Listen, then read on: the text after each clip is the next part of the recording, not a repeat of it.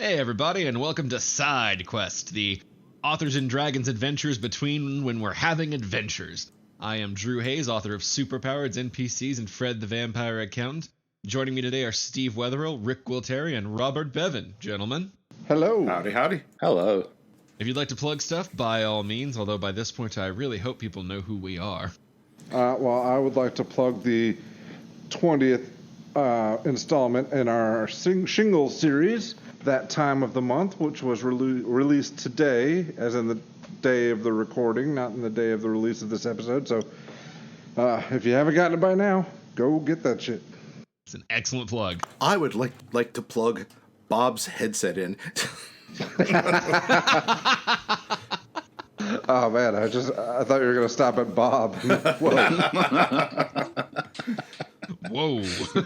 We're not there yet, Ben. A few more of those. You gotta tease that love-hate thing out for a while. Will they or won't they? I know, right? Join us at Authors and Dragons Con. The inevitable boil over into gun violence. Yeah, when we do get fan art, it's gonna be horrifying. Ah, And listeners, do take that as a challenge. of course. Yeah, everyone likes to be horrified and scared. Well, speaking of horrified and scared, sometimes I have to go outside in this heat, which brings us to summer. I'm in Texas, so it's technically deadly if we are out too long.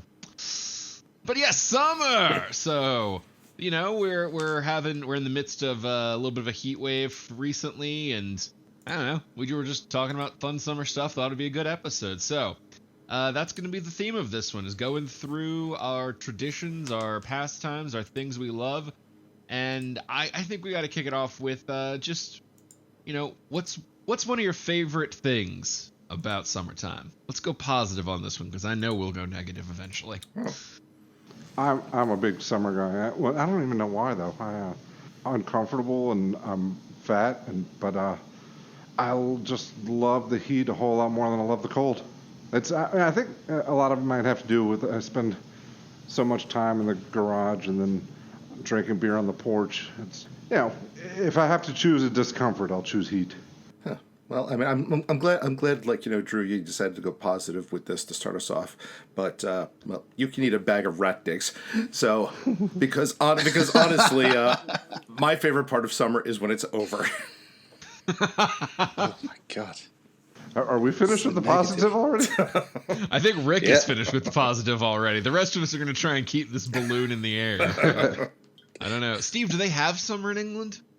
Yeah, a couple of weeks of it. They had the fuck out of summer while I was there. Oh Jesus yeah. Christ. Bevan came over. I didn't even realise that, you know, England's a very usually kind of green and damp country. But when Bevan came over, his wife pointed out, it's like, is your grass usually brown? I was like, no. That's global warming for you, I guess. But yeah, we had a hell of a summer last year. And you know what they don't have is fucking air conditioning. I was in this, I mean, you know, Steve's parents' house was beautiful and lovely and everything, and I was comfortable there. But when we went to London and stayed at this shitty little hotel, oh God, the window, we couldn't even close the window. It was stuck up. And it didn't matter. I mean, it was probably for the best while we were there because they didn't have air conditioning. But when we left, I was not really comfortable having my window open on street level. We don't really go in for air conditioning that much. I mean, it would be a heck of an expense to use for 4 days a year, maybe. And apparently you don't go in for not being murdered by passing vagrants either. No, it's, you know, you just got a knife. That's what knife crime's all about, Rick. They've got the knives, we've got the knives, everyone's got a knife, and it all works out nicely. I think you mean knifely. It's hot, all right?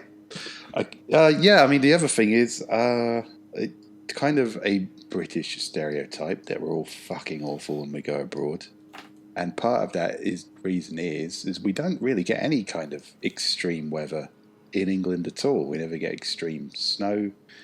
We'll get the odd windstorm, but nothing like a hurricane. And, you know, maybe it'll rain for a while and it'll flood a bit, but nothing like a fucking mudslide or anything. So when we actually get some nice weather, like if we go to somewhere like Spain, When we get some nice weather, by going to Spain. yeah, exactly, When we like go take some other people nice weather, like yeah.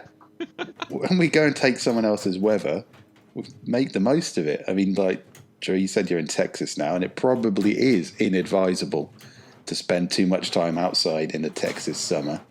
But if you're an Englishman on holiday, you just sit there and barbecue.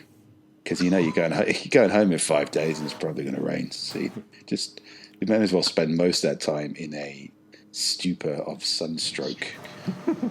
So sunstroke is your favorite thing about summer, Steve? Yeah, I mean, if you get a little bit of sunstroke, you know you've had a good summer. That's a fun one. I like that. My favorite thing is that pools become active. Like, you can go swimming. I love a swimming pool.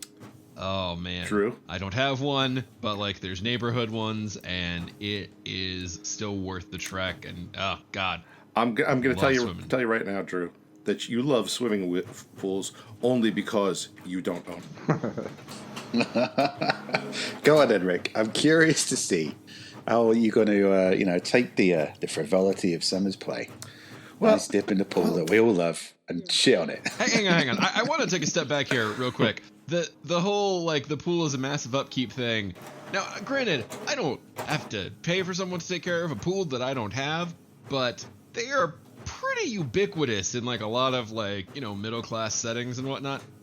Are pool people that expensive, or could you just neutralize the worst part of a pool for $30 a month? Well, I mean, Rick's in Jersey, so he probably gets like a hooker caught in the filter every couple of weeks. You have no idea how hard that is to get out of the fucking skimmer.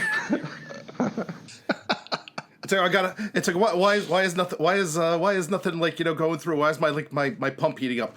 Oh, her nose ring got caught in the couplings. Just there's guys who visit the pools like every week. It's like, are you the pool guy? Nah, CSI. Okay, all right. So, since there's a clear desire for it, let's do the flip side of the coin. And Rick, you can start. What's the thing about summer you dislike the most? Well, we already talked about that room 101 thing we did with the mimic chest. So I already talked about yard work. So I won't harp on that again. But you touched upon it, the pool. When we first moved into this house, we had a pool, and I hated it. And then the pool fell apart because it was old. And it was wonderful. It was like dancing on the grave of a relative who just passed away who you hated. Maybe that's how it fell apart. Did they start trying to break through? Or? I mean, it's Jersey. There could be bodies in there. But then I made so for about 3 or 4 years we didn't have a pool, and let me tell you, it was awesome. But then I stupidly made a bet with my wife. We went down to Atlantic City, and I forget what the bet was, but if I won, I got something that I don't even remember anymore because I didn't win. No, but she was like, no, if we win, you have to get us another pool. And I was like, oh, I'm gonna win this, no problem. Now we have another pool. Wait, was this the same house? Yes, same house. So you had a giant ass hole in your backyard. No. And then you filled it up. It's above. Oh, all right. That makes more sense. I was gonna say, how does a fucking pool fall apart? Now I understand. Yeah, where I live, the water table's too high, so Okay. I have to get an above ground. And it's not those shitty inflatable above grounds that you look at, you put up once and then they blow over with the first windstorm. You look and you're like, well, that's $200 down the drain. Now these are like expensive. That was really specific, Rick. That was really specific. Sorry, go ahead. I spent a lot of time thinking about how much I hate pools. Because the reality is, I mean, I guess I could hire a pool boy or something. Why would I want to? I don't know. I don't want somebody else in my yard. But as a result, I wound up having to take care of the pool because everybody else is, I'm like the kids, go take care of the pool. Go empty up the skimmer. No, there might be bugs in it. It's outside. Of course there's going to be bugs in it. That's the point of the skimmer. That's why they're not in the pool. Go turn off the pool. I don't know how. It's the on switch. The same switch I showed you 2 days ago. So instead, I go out there, and now, first of all, I have a corner property. So that makes it uncomfortable for me, because I go in the pool, and then I got the neighborhood kids just kind of wandering past, looking at me, maybe hoping that I'm going to invite them in. I'm not going to. You could melt. People can see you in your pool? Yes. Right, above ground. Yeah. But still, yeah, I guess. Okay. Do you have a fence? 2 years ago, we got a stockade fence. Before that, we had a chain link fence. Ah, okay. So it's much better now. But before that, they'd be like walking past, staring at me, and I'd be like, you could fucking melt before I invite you in, you little shits. Yeah, it would be a lot creepier if you did invite those random kids into your pool. Well, random kids are stupid. If you have it's kind of like, if you have a pool, you could have a pool full of chainsaws, and you could be like, "Hey, random kids, come and swim in it," and they will dive in like no problem. Why do you get into my pool? That looks like a van. I feel like the moral of this story is that Rick is a curmudgeon, not a monster. Yeah, the truth of the matter is, all these people like, oh, come help me find my puppy in the woods. You're doing it wrong. Invest in a pool, I'm glad we've got an educational aspect to this podcast. Cheaper than a windowless van. Not really in the long run. That's the other problem. Is pools are money pits. Because you keep having to put chemicals in it. You keep having to top off the water. You keep having to put time and energy into it. And for what? So other people can enjoy it. And some people take the mindset, well, yeah, you're taking care of the pool so your children can enjoy it, and your children's enjoyment is your enjoyment. No. My children's enjoyment just breeds resentment because they should be taking care of the damn pool instead of going, no, there might be bugs in it. That makes sense. But it sounds like you bought a really shitty dog, and the kids were like, "Oh, we'll feed it and we'll clean up its poop." But now you're cleaning up the poop of this shitty dog you don't like. Well, it's even worse because it's like every year pieces of the dog break, and you have to go and grave rob other pieces of the dog to sew into it, and those new pieces that you sew into your semi-dead dog never work the same way. You're right. It's just like owning a shitty Frankenstein dog. I totally fucked up.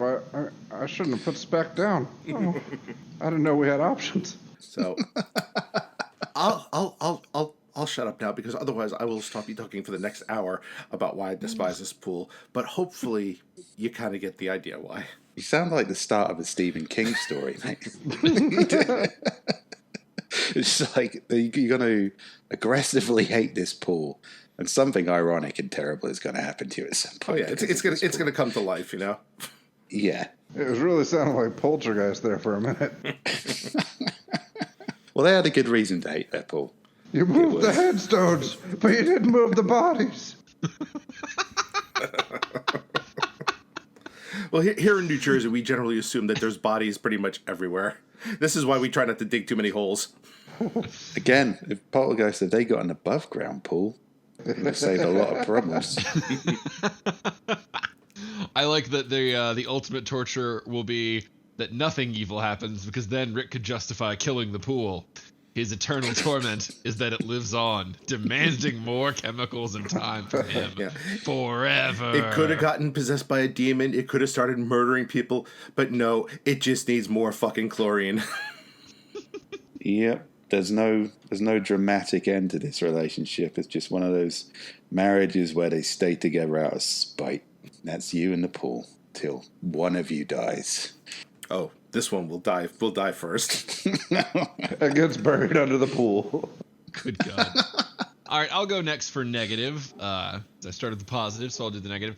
It feels a little cheap to say the heat, but I feel like the fact that I kind of have to plan my day in a way that doesn't keep me out in it for too long because there are legitimate health concerns means I can really say the heat and mean it as the thing I dislike the most. That makes sense. I mean, it's genuinely like, it's not bad most of the time, but when it gets in like the 90s, 100s, to the point where you legitimately have to like check the thing, like make sure, all right, when am I going to walk my dog? When am I going to do this? If I have to be outside at all, like it's a little bit of a pain when the actual outside is legitimately dangerous in the long term.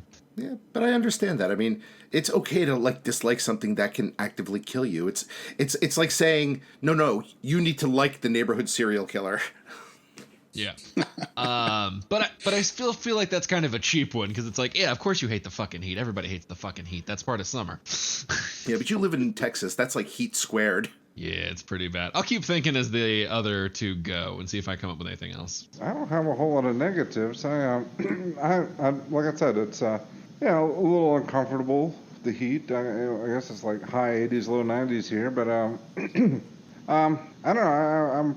I've got a pretty high threshold for certainly not pain, but mild discomfort from things like temperatures. I'll sit in the garage in the winter with this shitty little space heater, and I'll sit here in the summer with my shitty little box fan, and summers are always the winters. I just do not like the cold. I think a lot of that has to do with I don't like to wear anything but t-shirts, cargo shorts, and sandals year round. The author uniform. Yeah.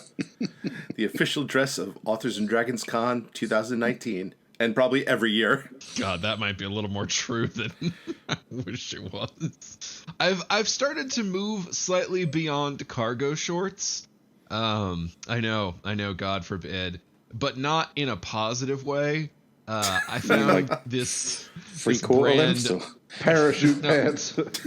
I found a brand that makes these sweatpants that look like slacks if you're not paying much attention, and they also do shorts, and they are super comfy. So now I've gone from cargo shorts to a lot of the time I'm just wearing fancy sweat shorts. You've gone from cargo shorts to sweat slacks. Yeah. Oh, sweat slacks. That is definitely the way. Sweat slack shorts.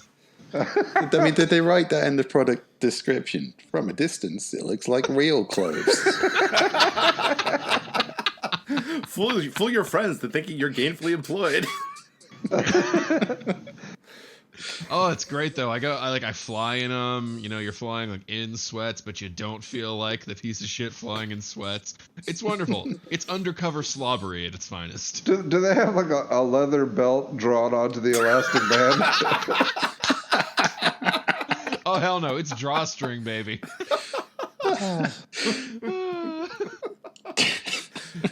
Mac Weldon's for anybody out there who was wondering. There's a lot of people taking notes right now, Joe. Yeah, there's like 100 guys my size leaned into the fucking microphone. Say the name of the brand, motherfucker. Say the name of the brand. Like, yeah, this guy is passed out on a park bench, but he's wearing khakis. He must be a professional. Having known a lot of office workers, yeah, that one's viable. Why are you begging for change, fancy man? Well, you'll probably see them. There's a good chance I'll be wearing them at Authors and Dragons Con. Oh, excellent. I can't wait. Oh, yeah. All right, Steve or Bevan? Least favorite... Or no, wait, Bevan, you just went. I'm sorry. Steve, least favorite thing about summer? People who complain about the heat. But you got to understand the context. Like I said, it's something sentimental, I say, every year. But it is true. On a perfect summer's day in England, there's really nowhere else I'd rather be. But most of it, we don't get much of it, to be honest, and even less of it on the weekends because, God, it's cruel. Yeah, so we're a country where our idea of a vacation, a lot of the time, is just going to a hot country and just basking like a lizard for a week and doing fuck all else but being in the heat. So when summer comes around in England, there's always some fucking miserable bugger. It's been about a day. And they go, oh, it's too hot. Fuck off. Just fuck off. Go north, drive north as far as you can until it's no longer sunny and you're cold and miserable again. And stay there until autumn. That's it, Steve. When you get here for A&D Con, I'm just walking behind you with a parasol so you don't dare steal our American sun. Oh, if you think one parasol is going to stop a Vegas sun. I mean, it's fine. I mean, if people want, the heat can be uncomfortable for people. But, you get maybe like 3 days of it a year. The rest of the time, it's interminable grey, soulless Drake. And, just fucking get out in the sun. You get out in the sun long enough where you finally stop squinting That's when you know it's a summer, when you can actually go outside and not squint because you've finally adapted to there being enough sunlight. You know what? I think you're full of shit. Because I've been to England twice, both for a span of a couple of weeks. Never saw a goddamn drop of rain. It's because you brought our American sunshine with you. I'm telling you, man, that is just sheer fluke. I can remember, all the summers of my youth. We've had some fucking belters, some really nice ones. But most of the time, it's not that it's always chucking it down or it's always foggy like the movies would have you believe. It's just nothing weather. We just get nothing weather all year round. So I love it when it snows as well, because at least it's fucking doing something. But yeah, I love the sunshine. There's no real negative. I mean, there's the obvious negatives. It's probably like I don't think you can be, paper white all year and then suddenly go bright pink and that be good for your skin. Probably saving up some problems there. But yeah, I just like it. Everybody's nicer. Everybody looks better. Pinker, but better. Everybody drinks more. It's great. For, maybe 3-4 weeks a year, it feels like a country with a soul rather than just a litany of complaints. So yeah, when the first fucker of the year, like the first cuckoo of spring, says, "Oh man, this is too hot," fuck off. You fuck off and don't come back until winter. You wildling fuck. You act like you live in the fucking Arctic Circle. I would happily trade you a little cloud for a little heat in the middle of this summertime. I'll tell you that much. I did think of something I hate besides the heat for summer, though. Genuinely and truly. I hate the fact that most TV shows are on hiatus. But the counterpoint to that is some of the networks in recent years have gotten smart in that they will purposely then put out other new shows during the summer. Like, what's that? Like Amazon just released The Boys last weekend. Yeah, that's kind of more in the line with all the random streaming drops. There was Stranger Things too, but that's not the same to me as I like the weekly sitcom structure that doles out like a bit at a time. It's a nice marker of a week. It's a weird thing to say, but once you stop living in a world where you go into an office every day, sometimes days can blur. You can lose a sense of when things happen, and little tent poles, even something as small and stupid as knowing when an episode is, kind of helps keep you anchored to the same time frame as everybody around you. I can kind of dig that, although in the modern world we have these things called DVRs. But I do agree that the days can definitely run together, and weekends really mean nothing. In fact, if weekends are things to more avoid than anything, but at the same time, I don't know. I kind of also like it because it frees up my evenings, and I find that if it kind of like that whole concept of working when you need to work, I find that frees me up because if there's something I really want to watch on, I'm going to be like, all right, well, I'm going to front load my day and do it now. But if there's nothing on at night, I'll be like, well, okay, I'll relax through my day. I'll go do some shopping, and then I'll sit down in the evening and do it because that's free time. So it doesn't really bug me as much. But I kind of get what you're saying, because there are definitely nights where I'll sit down with my wife and be like, okay, what's on? Well, I guess we'll just watch another another rerun on Food Network or something. Yeah, I would also like to pause and just make everyone aware of the fact that we have finally found one thing that Rick does like about summer, and it's the fact that he doesn't have things that he likes.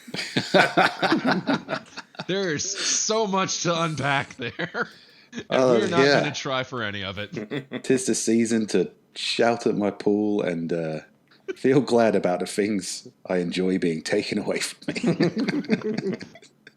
You're like the Grinch of summer.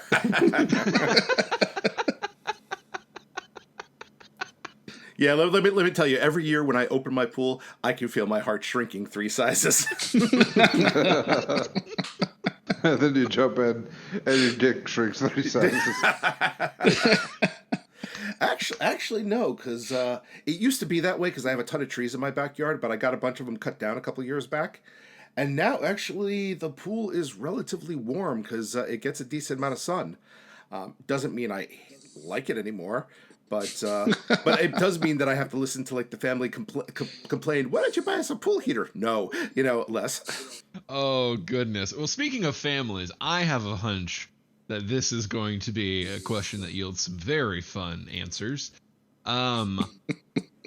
Summer is the time of family vacations. So I was thinking it would be fun to tell the stories of some of our favorites or our most interesting and memorable family trips in summer.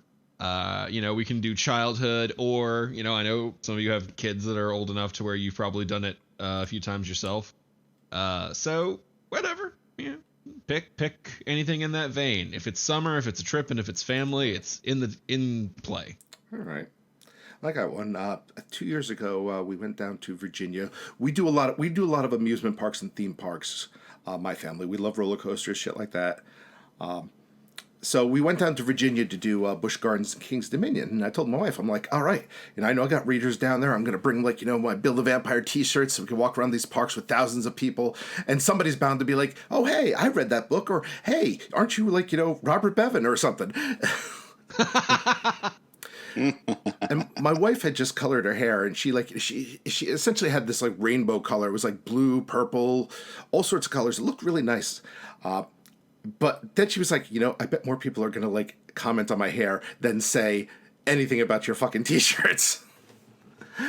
And I left there really bitter because like a dozen people were like, oh, nice hair.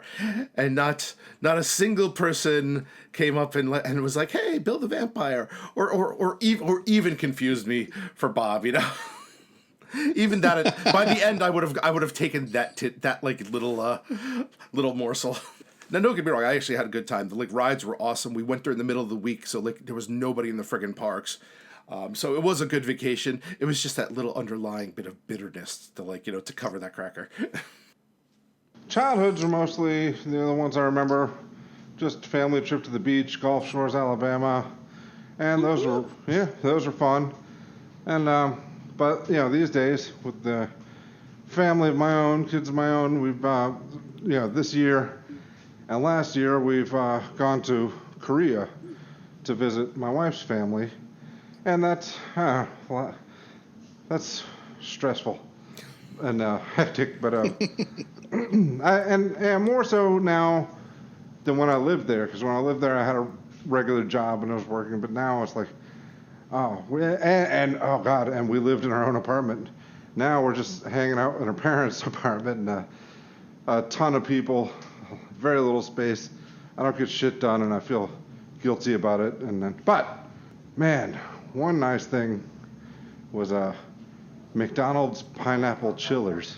What? Huh? It's just like a pineapple flavored slushie they had over there at McDonald's, and I went there at least 3 times a week and got myself a slushie, and that kind of made my summer.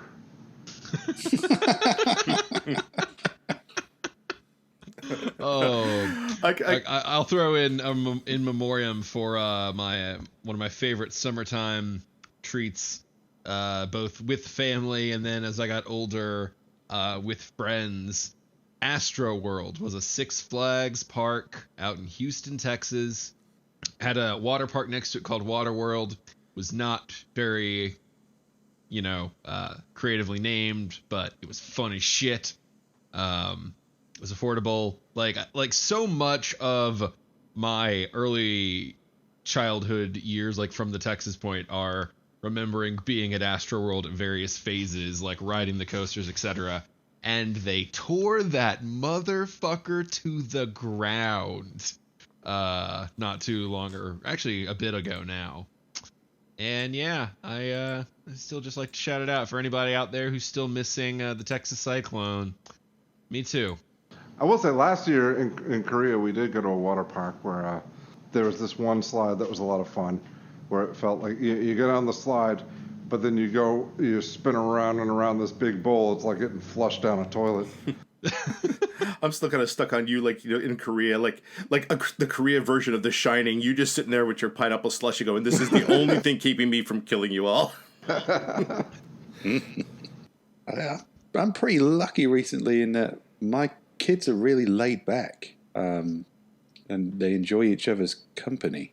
even though there's like a 5-year age gap between them. So yeah, it's kind of, we don't really do anything dramatic. You know, they've always got phones or something, and you can just sort of trust them to go off and do their own thing. So it's low maintenance, and you can just like chuck a board game at them, and they'll play a board game, and occasionally we'll challenge ourselves to do an activity. But we spent a weekend at somewhere called Sherwood Pines about a couple of weeks ago. And again, it was just in a forest. It's a cabin in a forest in England on a really beautiful summer's day. And that's all it needed to be. We're just kind of chilling out and doing very little, and then drinking heavily through the evening, which is just ideal for me. Obviously, the kids weren't drinking. Yeah, give them a couple of years. Set them Gotta up get with to a bit. 10. Set them up. Yeah, set them up with a bit of Hero Quest. Occasionally shout something about not utilizing the barbarian, and then but this time we decided to kind of do an activity because walking around the forest apparently wasn't adventurous enough, and we went on one of those treetop walks. Bevan, you'll like this because you fucking hate heights. How do you know? Oh, yeah, I know how you know that. Yeah, never mind. Yeah, because I didn't think I hated heights. But this treetop walk was kind of, it's maybe only 20 feet up. It's not high enough to kill anyone. And I knew that. And you're on a guide rope, like you're kind of strapped into it. So I knew that. But there was something about, it's like all these wooden planks suspended by ropes and nets you've got to go across, and balance beams that are, you know, just barely as wide as your foot. And I was going across it, and the kids were just kind of floating across it. But I noticed that bigger guys, I was there with my brother-in-law, he's a bodybuilder, and I'm fat. And there's this other kind of like rugby player looking dude. We're all having a real fucking hard time of it. And I think it's just because we're top heavy. And my legs were kind of shaking on these wobbly fucking bits of wood attached to ropes. Like a motherfucker. And I was like really kind of gripping on tight to my guide rope that at the end of it I felt like I'd been hit by a bus or something. It was an incredibly stressful experience. And at one point I was kind of halfway across this ridiculous swaying rope bridge, and I started to grey out at the edges, and I just had to talk to myself out loud and go, this is a fucking kids attraction, mate. Pull yourself together. Fucking keep walking, and then you'll never have to do it again. But, yeah, it was awful. The best part of it, there was like, what do you call it, a zip line at the end of it. And I thought that'd be scary because, you know, you're jumping off a thing and flying through the air and smashing into the ground. That was great because, you know, at least you're on the ground at the end of it. Everything else is just, I don't know why, but it was fucking terrifying and exhausting, and I hated it. And I told the children that I hated it. And then I told the children that I hated them for making me do it. God, I'm envisioning like you walking across this rope bridge, like, you know, talking to yourself, and I'm envisioning this little like Oliver Twist boy behind you, being like, "Excuse me, Governor, are you going to die or move your fucking ass?" That was more or less what they're doing. My stepson and my nephew were doing this thing where they just, because he had these maybe like foot-long platforms around trees as you went across. Mm-hmm. And I was like just desperately hugging the tree, going, this is shit, I hate this. And they were just kind of leaning off the edge and letting the guide rope take their weight, which makes perfect sense because we're attached to a guide rope. But I just couldn't make that psychological connection. I was looking at them going, oh, you motherfuckers. Yeah, I do the same sort of thing on roller coasters. I just tell myself, now you're just going to sit in a chair, and then they're going to put a thing down over you, and you're going to be physically unable to escape. So there you go, nothing to worry about. Yeah, but there's some part of you go, nah, you're full of shit, mate. And then they just sort of take over. I mean, the entire time. Yeah. Well, one of the older roller coasters, most roller coasters are safe as shit. But one of the older roller coasters, when I was down in Virginia, the buckle actually holding the straps down came undone halfway through. Oh God. And I'm sitting there going, we're gonna hit the next loop, and that's it for me. Oh shit. I used to have nightmares about that. Fairground round is just suddenly becoming undone at their apex. Maybe I do have a fear of heights. Yeah, do you ever see a fair carnival ride in a mall parking lot and think, boy, that feels like just a lot of power in the hands of people who haven't kept it upright. Well, anyway, yeah, not mean to derail on my sudden possible fear of heights. Now that I think about it, wish I'd figured that out before going up into those trees. Yeah, normally our holidays are just very relaxed. We'll kind of get on. I'd quite like to just do, if the weather keeps up, just do another tour of England this year. Just maybe up north this time. Go see Hadrian's Wall and all that shit. All the stuff that's on your doorstep and you never really think about. When the weather's nice. That's another thing I like about the summer. You can just kind of go off on a mission and have a little mild adventure. We're waiting until we get a new van, then I'd like to do a big road trip cross country. My van now is starting to fall apart, and I don't trust it to go too far. Bevan, you just did an accidental segue, you little bastard. I love it. So, after talking about fun family vacations that we've had, the next question was going to be, so, let's say that, Magic Genie, you've got 50 grand. You have to blow it on a vacation with your family. You can include that to be extended family, people you love, friends, etc. But you got to burn it all. It's got to be a summer vacay. Whatever you don't spend, you lose. So you don't have to spend it, but, you might as well. So what's your vacation with your family? I should probably start since I'm springing this on you guys, shouldn't I? Oh, if you have one, by all means, Bevan, go. No, I mean, like you said, I accidentally segued into this, and I think the perfect answer would be the cross country trip. If I got 50 grand to blow, I don't have to stress about hotels or anything, or whatever. Just hop from place to place, have a good time. We've been in the United States for 3 or 4 years now. We've been to a couple places. We'll be hitting Vegas soon. But, I still haven't taken the kids up to D.C. I haven't, they've pretty much been, like, Mississippi, Louisiana, and Georgia. Jesus, that sucks. So, yeah, definitely, that's mine. That sounds like a good one. I think that'd be a fun one. Let me just say, I'll tell you guys, so you're hearing it first. I'm actually considering maybe a cross-country trip to get to A&D Con. Ooh. Wow. Because you're nice and stressed out by the time you get there. That sounds like the sort of thing our viewers and listeners would love a video blog of as you reach the end each day. That's what I'm thinking is like my oldest son, he has a magnetic mount, and I'm like, if I borrow that and just put it in my truck, I can just record a vlog as I'm driving down, probably through it's the fields of Kansas. There's nothing here, but that would not be my $50,000 vacation.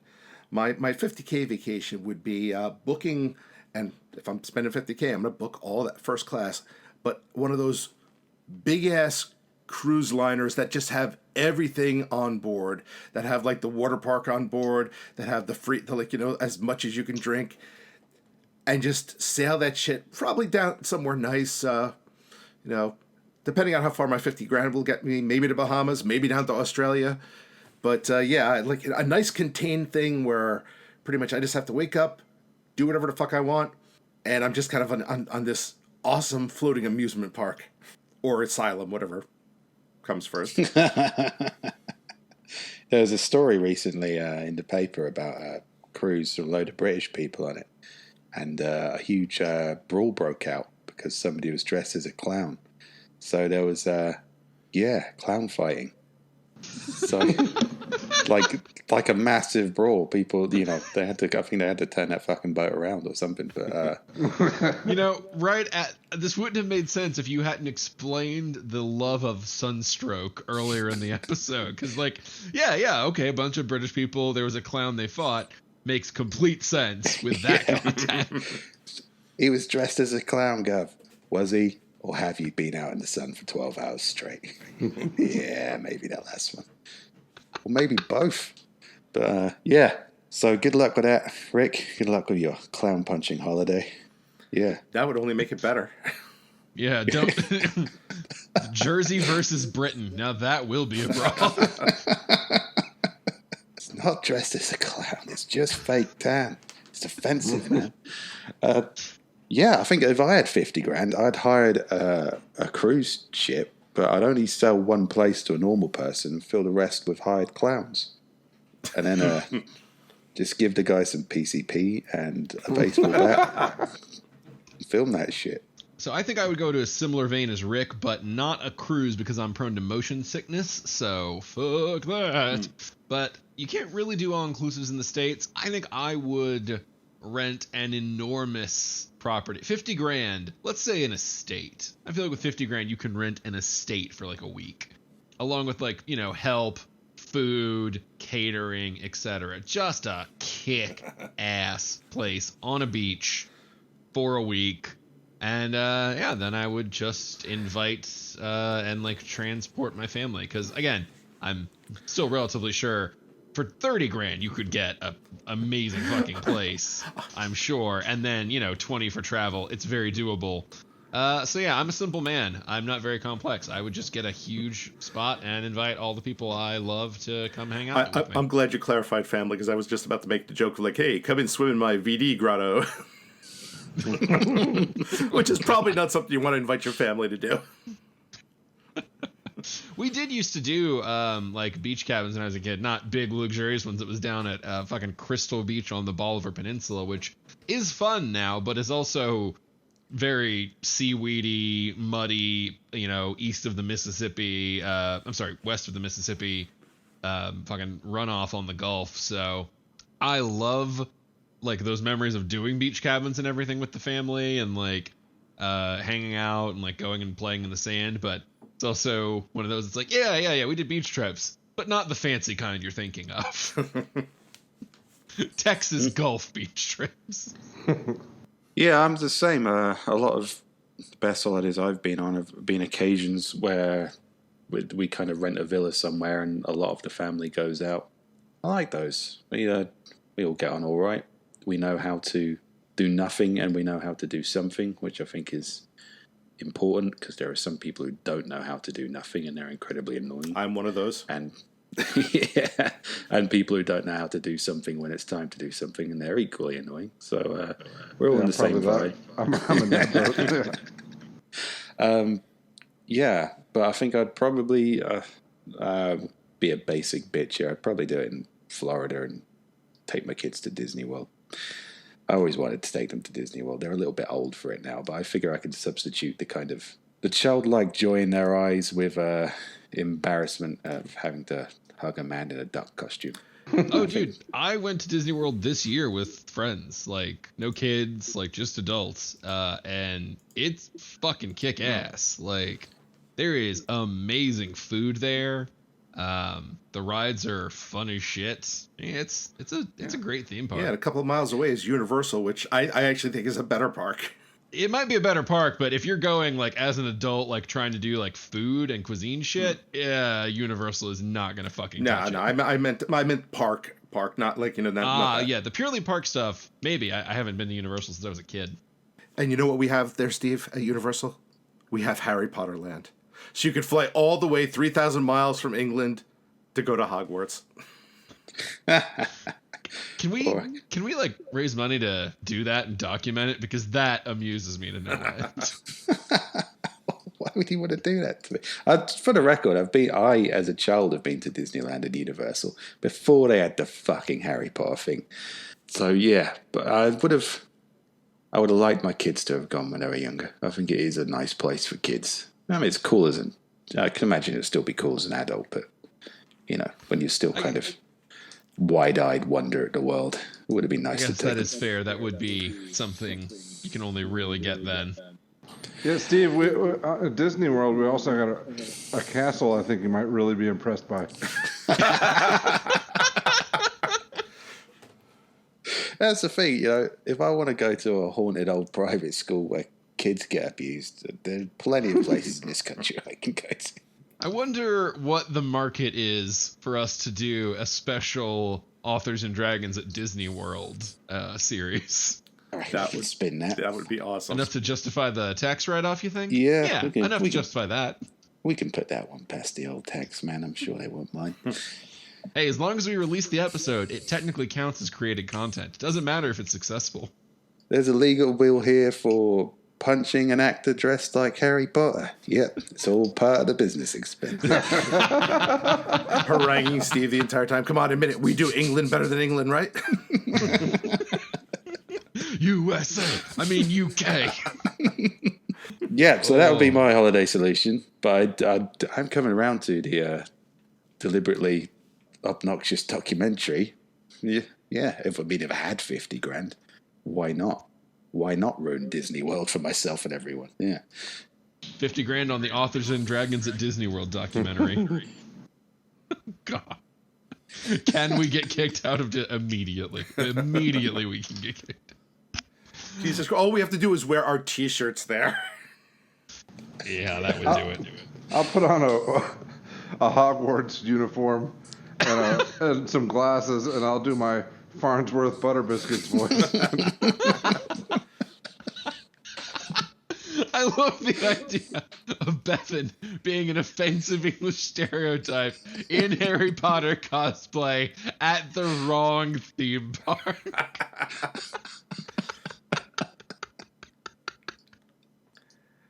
If that doesn't have people donating, I don't know what will. Oh my god. Oh. So, I mentioned that, there's great food at Disney World, and that was me pre-setting up a little segue. Sure, that's what it was. For the next question, what's your favorite, summertime food treat kind of thing? I don't mean, we all like to barbecue, but I mean, a specific, this is a summertime item. I will go first as example and, buy time for you guys to talk. The Bomb Pop. The simple 3-color popsicle. You can get it off an ice cream truck. You can get it in any store. And there's no reason why I only really eat them during summer. It's goddamn hot enough in this state to justify them basically year-round if you want a fucking popsicle. But I don't know. They were a summer thing. And now that I'm older, when it starts to get hot, I'm like, fuck yeah, Bomb Pop time. And then once fall arrives, I don't make a decision. I just kind of stop buying them. Well, I got one. I'm a little insane if we haven't ever touched that directly. Mine isn't really, I guess, a summer food, but it's a result of summer. Because the last couple of years, my wife has actually been pretty successful in growing a garden in the backyard. And last year, she grew a shitload of okra. And so we saved it up, and then at the end of the summer, I made a big ass pot of gumbo with it, and it was some goddamn good gumbo. And I think it just tasted all that much better knowing that a good chunk of the ingredients, all the vegetables and stuff that went in it, were stuff that came out of that garden.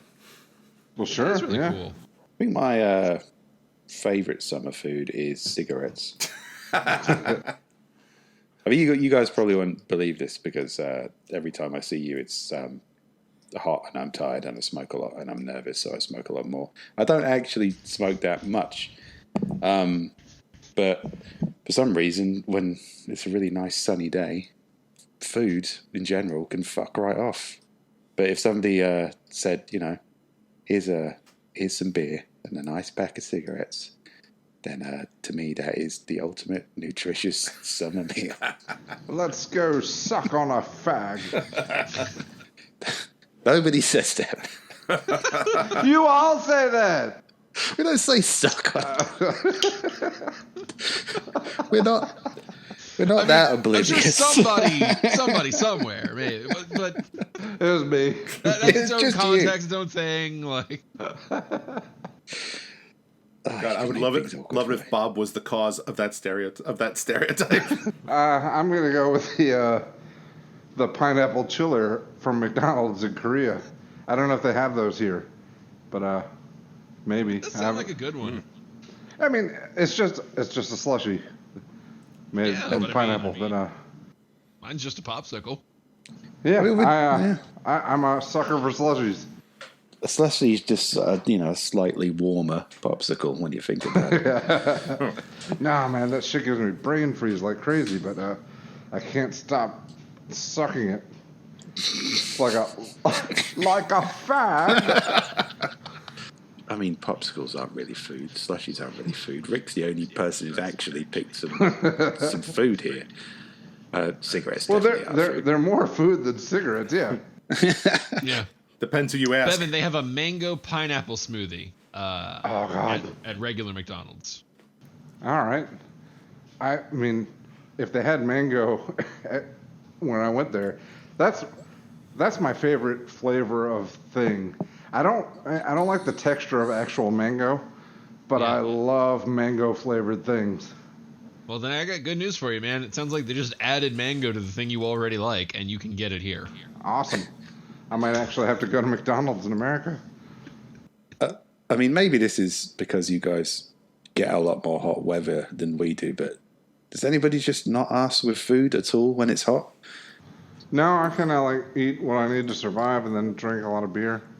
Yeah, definitely not in the South, because there's like a ton of like out on the porch drinking, so you have to have food. Like you're always kind of eating or like drinking cold beer, cold daiquiris. Oh my God. When I lived in New Orleans and I could walk around with a fucking daiquiri on my neck. Jesus Christ. I'll agree with Steve. It's not so much the heat, but when it gets super humid here, nobody wants to eat anything.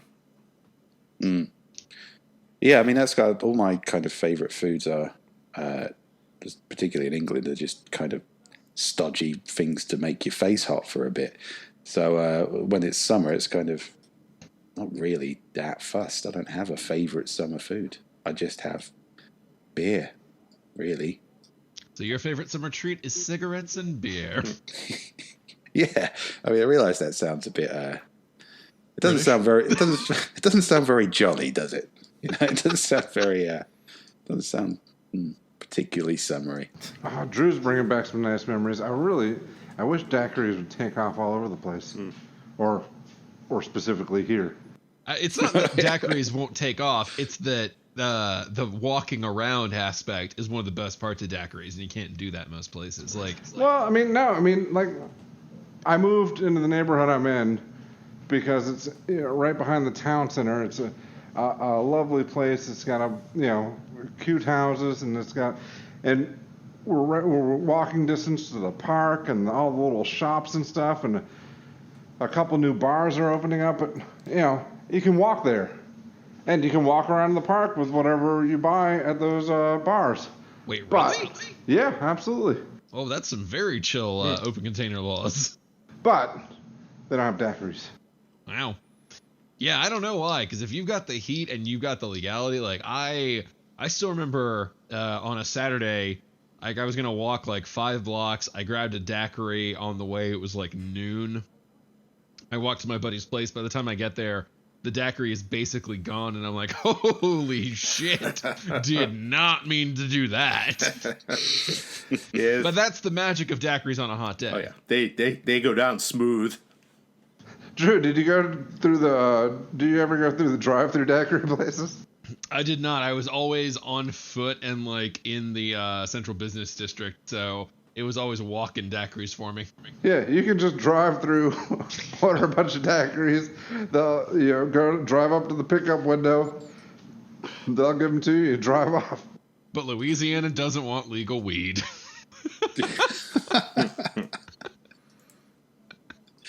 Really picking those lines, interestingly.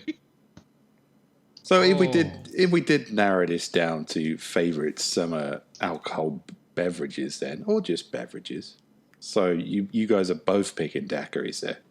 Oh no, I'm doing bomb pop still. You can make a booze version of that. Oh, well, yeah. I already chose pineapple chillers, but Drew has tempted me with the mango pineapple slushy from McDonald's, but either of those would be well improved as a daiquiri. Yeah. What about you, Rick? Truth of the matter is, I'm not going to turn down a daiquiri that's put in my hand. No, nice, cool, chilly, slushy kind of drink. And I love when they have nice. multiple flavors to try, because that's just the best. There is a part of me that has looked at a home daiquiri machine more than once and just like had the honest conversation with myself of, okay, look, man, you can only have this if you are A, an alcoholic, or B, going to be entertaining like a motherfucker. How much do those go for? Like a grand and a half for a good one. Damn. I was thinking it would be, maybe I could buy one for one of these local bars. I mean, you could just call it Bevan's Machine. It's like, listen, here's the deal. I'm going to give you this. I get free daiquiris forever. Oh, yeah, well, fuck yeah, I'd do that in a heartbeat. I was just thinking, I want the opportunity to buy daiquiris at this bar. Because, I just genuinely like hanging out at a bar. Yeah. That's something I haven't done a I'm whole lot imagining here. this tough ass biker pool bar, and then Bevan's with the truck, okay, back it up, okay, put the daiquiri machine right here. Having thrown a lot of my mom actually owns a daiquiri machine, and they do entertain, and they'll go to parties and whatnot down south. I've seen many a giant man line up in queue for these big ass strawberry daiquiris, because man, I don't care who you are, when it's hot, whoo, those things are a fucking siren song. I don't know, might be a regional thing, because up here, people act like that's so no, if you walk into a bar and you're not drinking a beer, there's something wrong with you. Because let me tell you, there's a nearby pool hall where I went a couple years back, and I was already kind of shit faced. And they came up, and everybody's like, yeah, I'll have black and tan. I'm like, I want a banana daiquiri, and I want it now. And it's like the entire place just stopped and turned to stare at me, which maybe didn't have anything to do with the banana daiquiri now that I'm thinking about it. But yeah, that doesn't feel like a daiquiri issue. Also, banana? Fuck yeah, what the fuck? Banana daiquiris are awesome. Wow. We definitely are from different parts of the country. I would try a banana daiquiri. I love bananas. I love booze. Artificial banana and real banana. Not a banana fana. Oh, I love banana. I like actual real bananas as opposed to my relationship with mangoes. So, random tidbit. You guys know why artificial banana tastes different from real banana? It's made with horse semen. Probably also true. No, artificial banana was a flavor, obviously flavor development shit kind of goes back way in the day. But the original formula was based around a variety of banana that we don't have anymore. It went extinct due to a particular climate and the disease shit. And it happened really fast. And so, yeah, the bananas that we know today are different than the bananas that they were basing their artificial flavoring on. Yeah, they were still, the original ones were sweeter, weren't they? I think so. It was definitely there were several flavor differences. I think they were visibly a little bit different too, but yeah, only in a little bit smaller maybe or something. Like are you talking about the flavor of Laffy Taffy? Yeah, all basically most artificial. You know how most artificial grape tastes the same, most artificial cherry, artificial banana is the same. I don't know. Grape always just tastes like purple. It doesn't even have a taste. Banana, I feel like they're trying. Right, but it's consistently the same fake taste from product to product often. Yeah, I don't know. Yeah, some of us are candy connoisseurs, Bevan. We have really embraced this Peter Pan bullshit. Well, I just want to say, now that we're talking about horse semen, that is heavily featured in the latest Shingles book that has just been released. Quite possibly the best segue we have ever done. That does lead us to our summer horse semen story portion of the podcast. I love how it's as long as we're talking about horse semen, no one was talking about horse semen. It came up. You brought up horse semen. Let's be clear here. I bandied it with you, but you threw horse semen onto the field, the sad thing is, and then said, "Well, since some motherfucker brought up horse semen, you asked what the reason for the banana flavor was, and I ventured to guess." I do not begrudge you that. Some of my friends from college actually have a summer horse semen story. Oh god. Well, close by here, there's a place, I believe it's called Assateague Island, where they have a lot of wild ponies running wild, and the wild ponies are essentially the law there. You know, you can't do shit to them, and they can do whatever the fuck they want to you, Assateague means friendship. including jerk off on your blankets. Oh. So that was a legitimate horse semen segue there, Rick. It's summer I am relevant. deeply going to regret asking this. How does a horse jerk off? You know? No, well, it doesn't. A human jerks it off.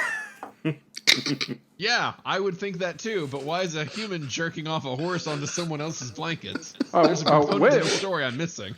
Does the horse have that much power on its Holy own? shit. Wait, why were they... Yeah, I mean, the purpose of jerking off horses is, like, I don't know, to collect it in a jar or something and inseminate other horses. Why are they jerking horses off on people's blankets? Well, I mean, I guess if you're on summer vacation and you're trying something new.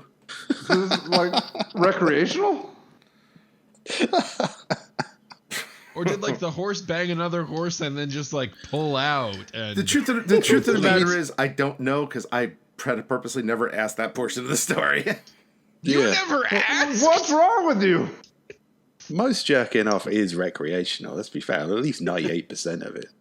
I'm more interested in the version of this where the horse is doing it solo. Horses It's like an adventure horse. No. I am much more interested in hearing the story about whatever the fuck Rick's talking about, where people are jerking off horses for fun. I would love it if this island's year-long residence was like these wild ponies and Roger, the crazy hobo horsejacker. Yeah, the ponies used to be real violent right about till Roger came around. We like to leave food and other vitals out for him. Don't touch him. Don't ever touch Roger. And never, ever shake his hand. It's like the mayor in Jaws. It's the kind of like, there's a solution to the angry horse problem. You're not gonna like it. It's a long shot, but it might just work. Quint, I'm not going to jerk off this horse and see that little Kittner horse spill it all over this blanket. Actually, I am. I'll find him for 3,000, but I'll jerk him off. You get the balls, the shaft, the whole damn thing. Here's to jack it off with bow-legged horses. The real joke is on them. After a year, Roger conquers the island. The ponies serve him. He is the one with the hand. we went to a weird summer vacation place there, didn't we? Look, we've all accidentally created a despot hobo who jerked off horses into power. It happens sometimes.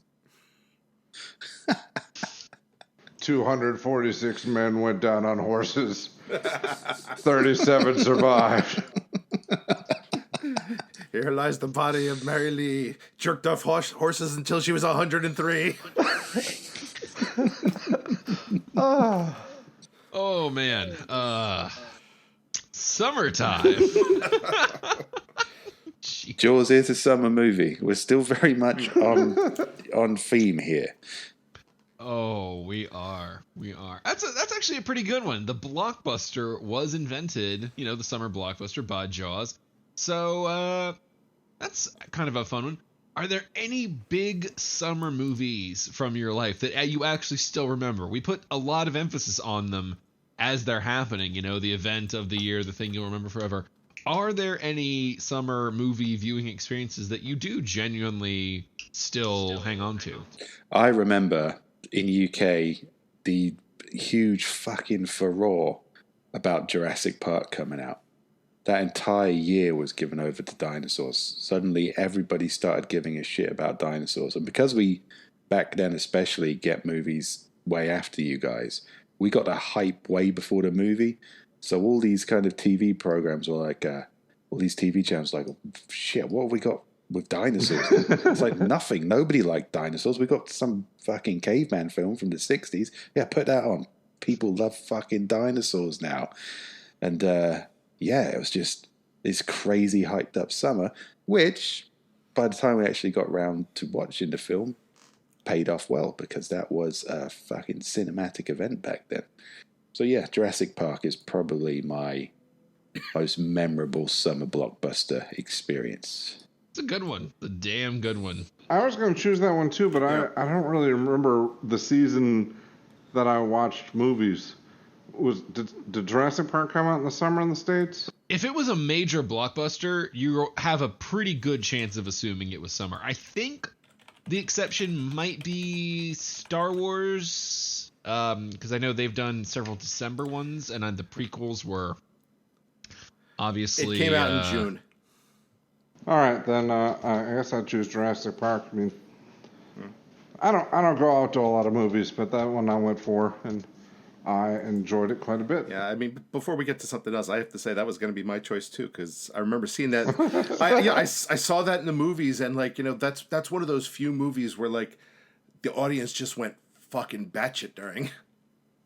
So I've got a different one that's not Jurassic Park I can throw in. Fuck you. And it's the counterbalance of this, because hey, you know what? You don't always remember things for good reasons, and summer happens to be, you know, right when I was an impressionable youth, and The Phantom Menace came out. Oh. And I do remember lining up with my friends, going in to see the movie, walking out. And I'm always like a step behind because I did not grow up with Star Wars. Like, I watched it as a teen, probably before Phantom Menace, honestly. So I liked them, but it wasn't to me what it is to some people, just because it wasn't, you know, ingrained in at an early age. And so I walked out like, oh, well, I didn't really get that one, but there were definitely parts from the other ones I didn't get and people loved. So what the fuck do I know? And then just the 1,000-yard stares in my friends who did love it passionately's eyes. There is no God. Yeah, my You are favorite part of closer that, than you should I be. remember this on TV. I saw there was an Austin Powers 2 commercial that said, if you go to see one movie this summer, watch Star Wars Episode 1. If you go to see 2 movies, see Austin Powers 2, The Spy Who Shagged Me. Both equally memorable movies. But I you know, I guess maybe they aired that before they saw. But yeah, well, no one was doubting. I mean, that movie was hugely fucking hyped. It flavored the entire summer because I guess the remakes had come out maybe a couple of years before, and to kind of put Star Wars back into public consciousness again. And there's so much hype about that. They were playing the theme music on fucking music television. Everybody, the advertising campaign around it was fucking stupendous. Seemed like every fucking fast food chain had some kind of Star Wars promotion. Everybody knew who Darth Maul was before the movie even fucking came out. And then it came out, and there was just kind of, that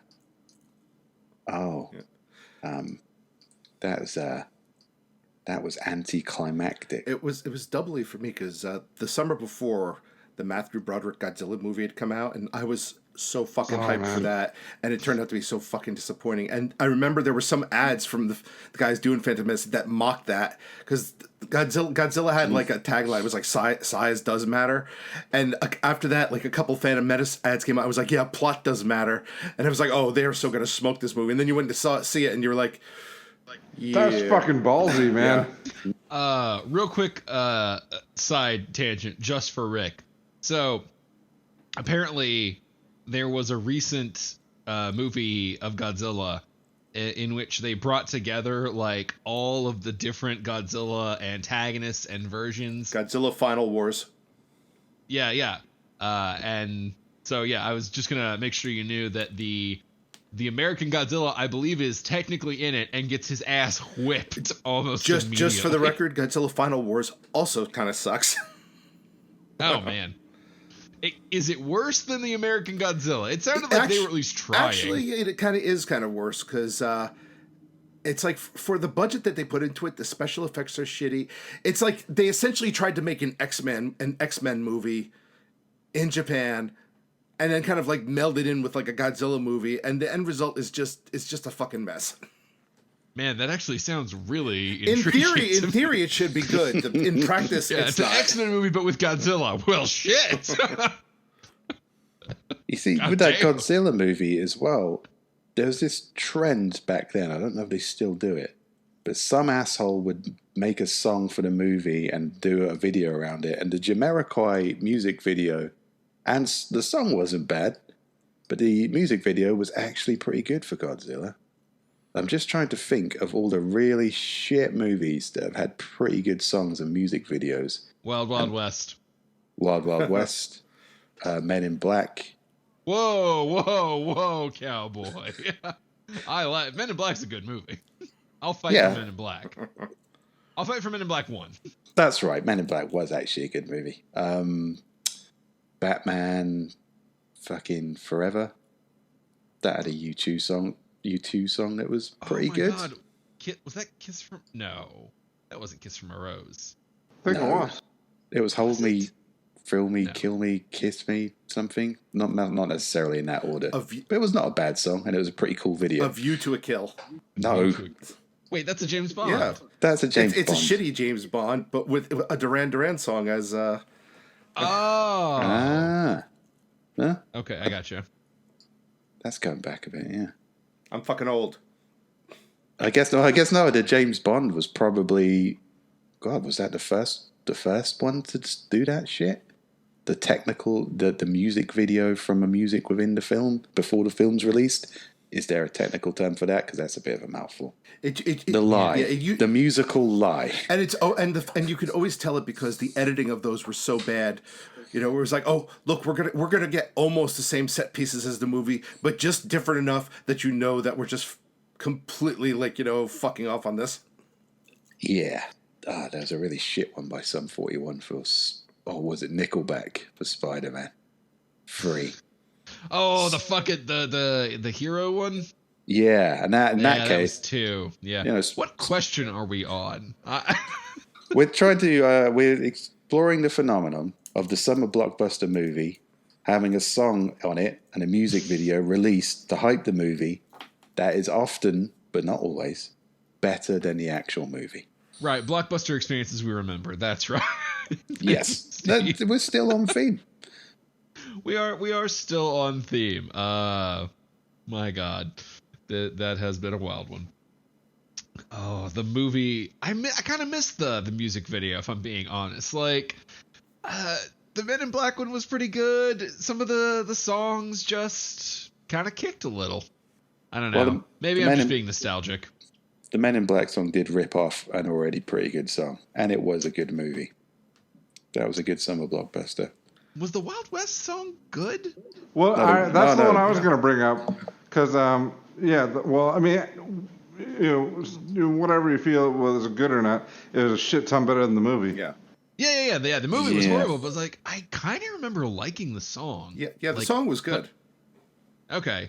Sometimes it's hard to remember. Like I was 12 versus it was good. I think if you're 12 years old, there's no such thing as a bad Will Smith song. Yeah, I mean, even now, I don't think I would not be entertained by a Will Smith rap. It's not going to be too deep. Fine. It'll I'd have stream some. the new Will Smith album if it dropped. 100%. It'll have some catchy rhymes, and it'll be fun. How wild would it be if DJ Jazzy Jeff made a comeback? I think maybe he What's needs ever to. happened to that guy? Yeah, right? Probably a lot of bitterness. And a lot of drugs. I don't know, man. Allegedly, Will Smith probably. kept him on through the entire run of Fresh Prince. You can't really take care of your boy a lot more than like 7 years on a sitcom. That is true. Yeah. That's a heck of a handhold. But Maybe that is what the problem is with the modern blockbuster. Maybe that's why they don't feel the same. We don't have these ridiculous fucking music videos hyping them up anymore. Oh, okay. Final question. So, you have to pitch a movie. And let's say you could pick one from the last few years. You know, go back up to 5 if you need to. Shit that's in recent memory is the main point. You have a movie, it's getting a re-release. They're making a run at that fucking Endgame Avatar money. You get to pick the artist who will create a music video to promote this film. So, you get a second chance to make this blockbuster hit the billions, baby. It can be one you loved, one you saw potential in, whatever. But you get one artist, or band, obviously, what have you, to make that music video. You know something? I'm going to say, fuck hitting the charts. I'm just going to do what I want. And I want Rob Zombie to do a new theme for Titanic. That does not last 5 years, bro. I don't care. But what the fuck? I love it. Go with it. James Cameron is pissed that they took Avatar away, and he's like, no, fuck you. I'm coming from deep. All the way down to the ocean, motherfuckers. Rob Zombie would be an interesting one.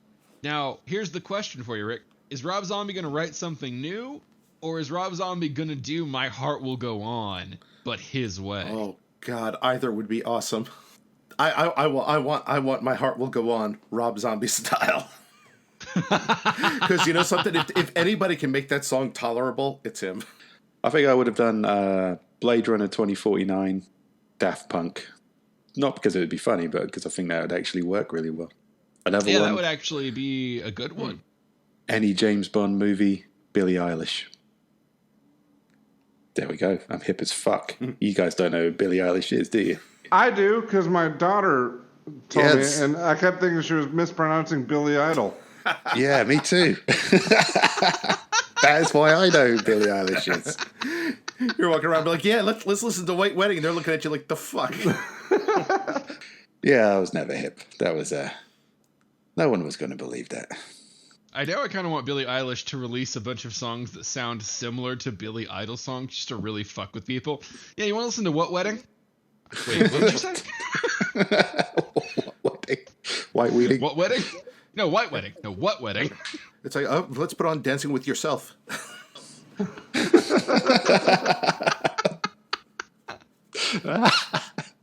Billy Idol, Billie Eilish. What? Oh, this is how Who's On First happened. That would be great if he decided to just make the rest of his career nothing but trolling Billy Idol. Oh man, what movies have come out in the past 5 years? I don't even know. What have I seen? Yeah. Bevan, you can pick anything. If you've seen a movie and remember it, it's fair game for you. All right. Well, is anybody else left? Well, there's me and Steve. I can probably go next. I'll try and think of something. I'm gonna do a dumb fun one because to me that's what summer is about. I still always feel like Mike and Dave Need Wedding Dates was such a stupid, funny movie that it could have done better. And a little extra promotion wouldn't hurt. And you know who captures the spirit of a good, silly, wild, fun party like nobody else? That's right, Andrew WK, baby. I would 1,000% take an Andrew WK music video for Mike and Dave Need Wedding Dates. I have no idea. Either that artist or that movie is. Yeah, I'm Well, a with lot you. of our listeners do because we've run it on Channel A&D, motherfucker. I've never seen that movie. I'm aware of Andrew WK and his stance on partying. So I approve of this message. Mike and Dave Need Wedding Dates was not a necessarily good movie from a writing perspective or anything, but it was fucking hilarious because it had a just ridiculously stacked cast. Anna Kendrick and Aubrey Plaza are the two female leads. Adam Devine and Zac Efron play off each other as the two male leads. Like the supporting cast is like, oh my god, fucking oh god, I just blanked out on everyone. The guy who plays Nick Miller on New Girl, this is going to drive me insane. He's the boss on News Radio. Why can't I think of his name? Keep saying these things. Yeah, Very famous comedic actor. Anyway, yeah. it's I know the funny, boss on there's a News bunch of Radio. I famous don't know his people. name though. Yeah. Oh God, Stephen Root. Is it Stephen Root? I never known his name. I know who you're talking about. I can see him in my head. Yeah, well, he's the dad. Anyway, it's funny as shit. It's not necessarily good, but it's charming as hell because it was a great cast. And I think more people should have watched it. Steve, Bevan, you are up. I already did mine. Oh yeah, you did. I'm sorry. I was Bevan, you're up. completely serious about the Billie Eilish James Bond. Yeah, no. That was a great one. I loved that one. I'm sorry. I got so lost in the Eilish Idol thing, I forgot that was actually your submission. We were having so much fun with that. All right. Well, as long as you're giving me free reign to go back a few years, I'll go with any Roger Moore James Bond movie and just they might be giants because who gives a fuck? It's Roger Moore era. Except Live and Let Die was of Roger Moore, which is the best James Bond theme. All right. Well, you can remove that one. I left it open. No, I like Live and Let Die, but Moonraker. There you go. Yeah, God, that sucked. Yeah, that would do really well with a They Might Be Giants soundtrack. Or you know what?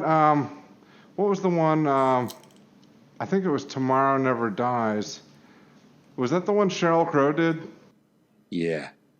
Yeah, because Saint Etienne actually wrote a song for that, but they chose the Sheryl Crow song instead. But the Saint Etienne one I liked quite a lot better. I'll go for that. You're going to use your power here to correct historical mistakes. Yes. Yes. Okay, that's very responsible of you. Use a time machine to give Sheryl Crow the finger. I might have to change mine. Bevan got me thinking about old school movies, and you know what would have actually worked really well with a music video and is time period appropriate? Shanghai Noon. Did anybody see that? Yeah. Yeah. Oh, thank God. Okay. Yeah. The Shanghai Noon was an all right movie. Owen Wilson and Jackie Chan. That was I watched Shanghai it a Nights. lot as a kid because my dad loved it, and it was like one of 5 movies he liked. Wait, wasn't that Shanghai Nights? That was No, the that was sequel. the sequel. That was when they were in England. The original, they're in the Old West. All right, that's the one I saw though. I thought. Oh, you only saw Nights? No, I think I saw the one where the Old West, but I thought it was called Shanghai Nights. Never mind. You were very close. That was the title of the sequel. It's not a far leap at all. Yeah, it's something I caught on TV, so I didn't. I didn't go looking for it. I missed it. Who are you choosing to write the music video for Shanghai Nights? Oh, still Andrew WK. Still Andrew. Okay, right. Okay. Yeah. No, that works. I just want to point out here that we've gone down quite an interesting rabbit hole that I don't think will be found on any other podcast. I think this segment, if you had the power to make a music video for a summer blockbuster of any artist, I don't think that question's been asked on any other podcast. Or how does the Hulk wipe his ass? Well, yeah, no. I think we're on a roll here. We break new ground. You know, we could combine those. If you had the power to make the Hulk wipe his ass with any one figure from music, Any chart-topping artist from the last 5 years, if you could have Hulk to shove that person into his asshole, who would it be? get over here, Celine Dion. I don't even know if Hulk's asshole can be big enough. We might have to save that one for the next episode. Thanks for joining us on this side quest, folks. We appreciate you coming out. We'll be back next week with another episode of Authors and Dragons. Until next time, bye. Bye.